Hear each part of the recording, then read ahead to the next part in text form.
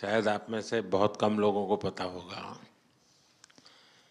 कि जब मेरे मन में वक्फ के एक्ट पर काम करने का विचार आया तो सबसे पहले मैंने सैयदना साहब से सलाह मशवरा किया।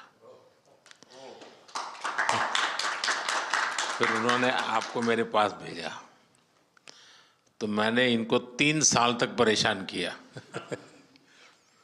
कि आप जरा इसको अपने तरीके से देखिए, आप अपने लीगल एडवाइस लीजिए, मुझे ड्राफ्ट दीजिए।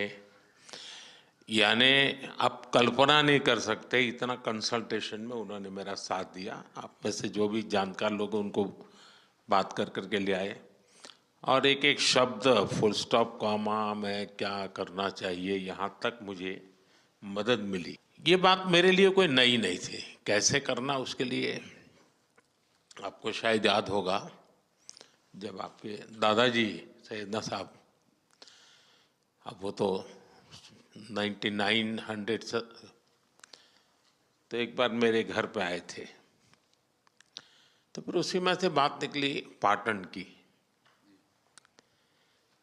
अब एक व्यक्ति इस वक़्फ़ के नाम पे आप लोगों के लिए वो सबसे बड़ी श्रद्धा की जगह है, उसको दबोच के बैठा हुआ।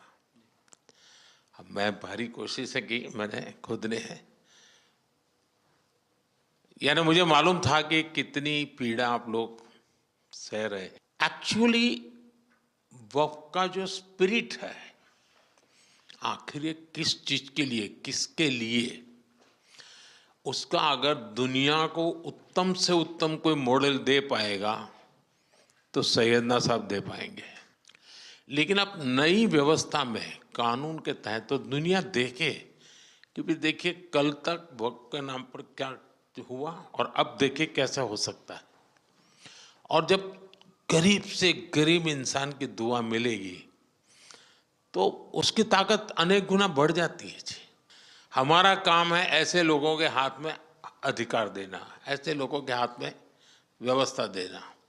तो इसके लिए हम इतनी बड़ी लड़ाई लड़ रहे हैं।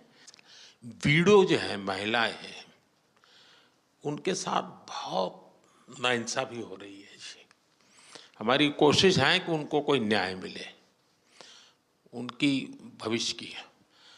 अब कुछ परिवारों को पता नहीं होता है, संपत्ति ऐसे ही वक्त को करवा देते हैं और बैठ जाते हैं कुछ लोग।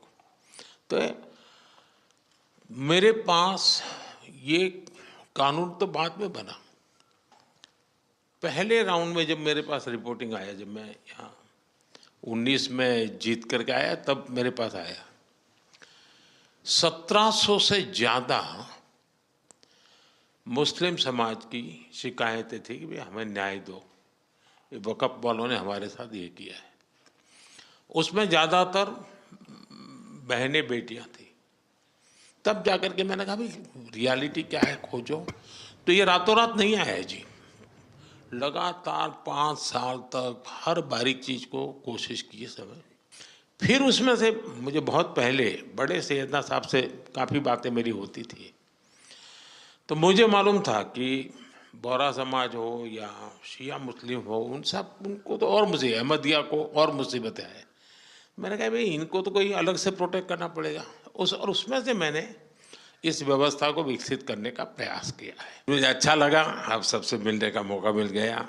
चलिए, बहुत बहुत धन्यवाद।